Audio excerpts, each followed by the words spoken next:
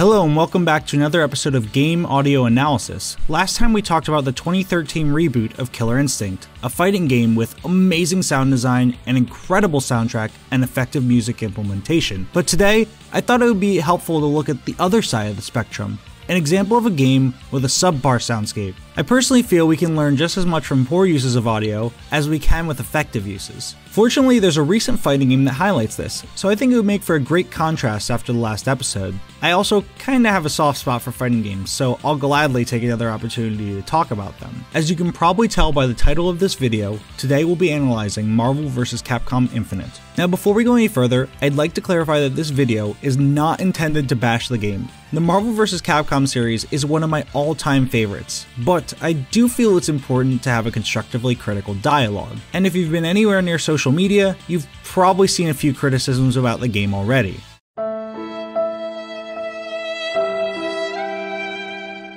But we're here to talk about the game's sound, what went wrong, what could be improved, and also what was done well. In order to do this, we'll also need to talk a bit about the Marvel Cinematic Universe. Don't worry though, this video will be spoiler free. So without further ado, let's analyze Marvel vs. Capcom Infinite.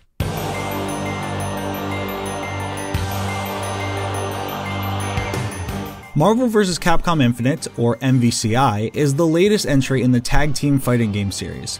Released on September 19th, 2017, the companies worked more closely than usual to develop the new title, and it shows. For better or for worse. With Marvel's massive success in the Marvel Cinematic Universe, they've been adapting a lot of their other media to look and feel similar to the films, and it seems MVCI is no different. While there's no official confirmation to my knowledge, the evidence seems pretty clear. Compared to the previous Marvel vs. Capcom games, Infinite moves away from the cartoony art style into a more realistic look.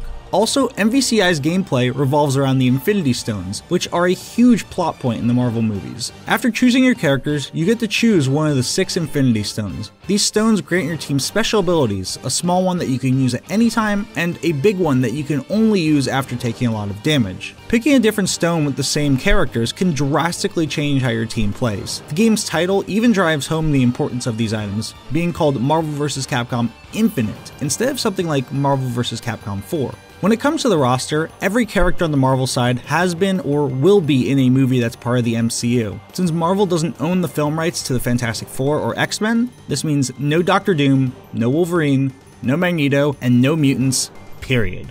While this might make sense for Marvel from a business standpoint, it created a lot of contention among Marvel vs. Capcom fans. The characters I mentioned are extremely popular, plus the X-Men and Doctor Doom have been mainstays in the Marvel vs. Capcom series for a long time. In fact, the first Marvel fighting game that Capcom developed was X-Men Children of the Atom, which included only X-Men characters. So it's understandable why so many people were upset. Lastly, and most relevant to this video, the music changed drastically in Marvel vs. Capcom Infinite.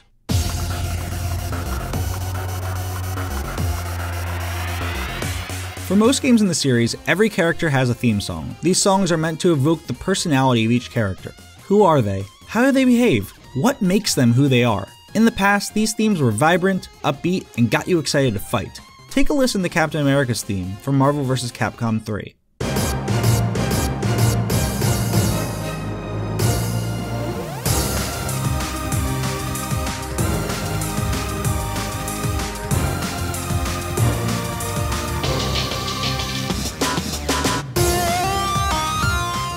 Right at the beginning, this theme has big syncopated chords that just scream, "America!" Then, it goes into a fast-paced beat that perfectly fits this action-packed fighting game. At the same time, the song retains a simple and bright melody.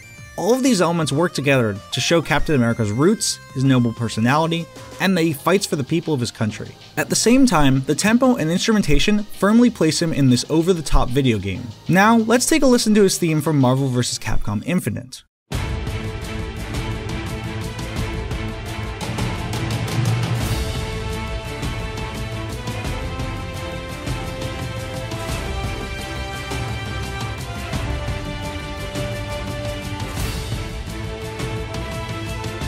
There's nothing inherently bad about this theme, but there isn't anything exceptional about it either. The orchestral style is pretty run-of-the-mill modern film score, which reflects the game's focus on the Marvel Cinematic Universe. The tempo is also a little slower on this track, which doesn't help sell the fighting game aspect, in my opinion. And while there's a majestic sounding melody to fit Captain America, I don't feel it captures the excitement or action like his old theme. Needless to say, new themes were written for all of the returning Marvel characters, and most of them were composed in a similarly straightforward orchestral style. As a result, Marvel vs. Capcom Infinite's soundtrack is pretty generic and honestly a little bland compared to other modern fighters. The other thing that bothers me about the music is when it plays. In previous Marvel vs. Capcom games, the song that plays at the start of a match is the theme for the first character on Player 2's team.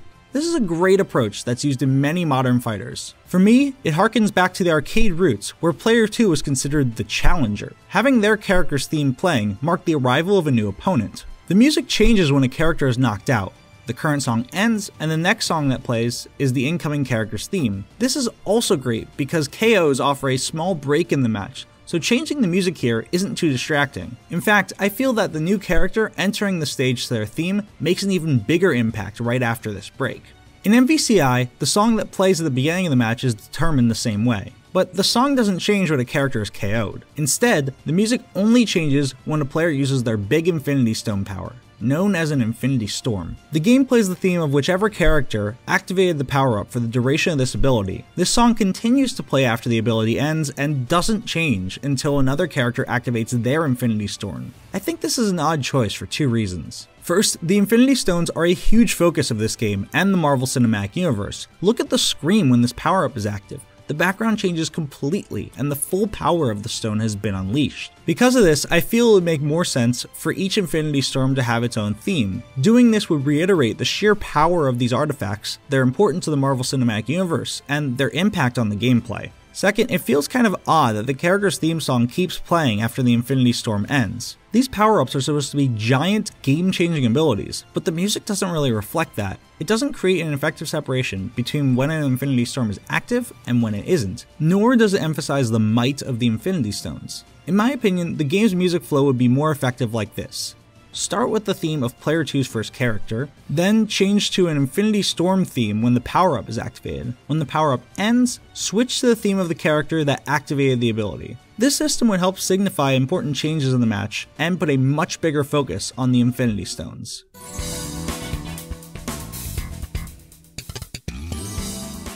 When it comes to sound design, I have to give credit where credit is due.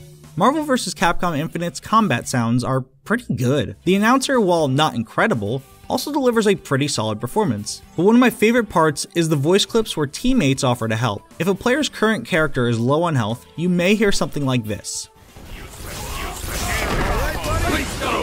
This is actually the player's second character offering to tag in and give the current character a breather. This one choice actually serves two very effective purposes. From an aesthetic standpoint, it helps push the idea that these characters are working together. After all, everyone in this game is participating in crazy, multi-dimensional battles. It makes sense that they will want to use every strategy possible, including communication and tactical retreat. From a gameplay standpoint, this is a helpful audio cue for the player. The Marvel vs. Capcom series is known for its frantic gameplay, so it can be difficult to look at the life bars in the heat of battle. As such, these voice clips serve as a notification and a reminder to the player that their character's health is getting low. Despite how great these are, there's another set of voice clips that are arguably the most frustrating part of MVCI's sound design. As mentioned earlier, each Infinity Stone grants a player two abilities, one of which can be used at any time. This is called an Infinity Surge. When a player activates an Infinity Surge, their character calls out the name of the corresponding Infinity Stone. Based on their effects, it seems that these abilities are meant to be used pretty frequently.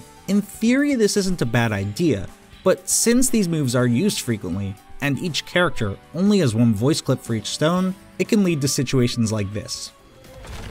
Reality Stone! Reality Stone! Reality Stone! You can probably tell how annoying that is, but can you imagine hearing it for hours at a time, over and over again? It's almost like nails on a chalkboard. These repeated voice clips became such a common trend that even commentators at competitive events began to make fun of it. This, my friends, is a perfect example of audio fatigue. It's a situation where hearing the same sound effect repeatedly begins to frustrate and annoy players. In my opinion, it's one of the last issues you want with your game's sound design. But we're here to learn from this, so how could the issue be addressed? There are many ways, but my personal favorite is to create a set of sound effects for each Infinity Surge and remove all of the voice clips. If you listen closely, each Infinity Surge already has a sound which embodies the stone that's being used. I think it would be great to make 3 to 5 versions of each sound effect that are slightly different from one another. Doing this and removing the voice clips provides each Infinity Stone with a sonic identity. Through sheer sound design, players would discover what makes each stone unique instead of just hearing their names over and over again. Additionally, this idea would require less storage space. The current version requires 42 audio files, one for each of the 36 characters and one for each of the 6 Infinity Stones. By comparison, the new version would only require 18 to 30 audio files, depending on how many versions of each sound are created. By combining this idea with the idea of Infinity Storm theme songs, it would effectively make the Infinity Stones their own characters, further solidifying Marvel's emphasis on these legendary artifacts. It seems like there are a lot of good ideas in Marvel vs. Capcom Infinite's sound design. Unfortunately, many of them weren't executed to the fullest. As a result, the soundscape tends to fall flat and even becomes annoying at times. Like I said, I think it's important to have a constructively critical dialogue here. So what do you think of MVCI's sound design? Do you have other ideas of how it could be improved? Let me know in the comments below, since I think it can make for an interesting discussion. As always, let me know if there's a game you'd like me to analyze in the future. Until then, I hope you have a great day, and I'll see you next time.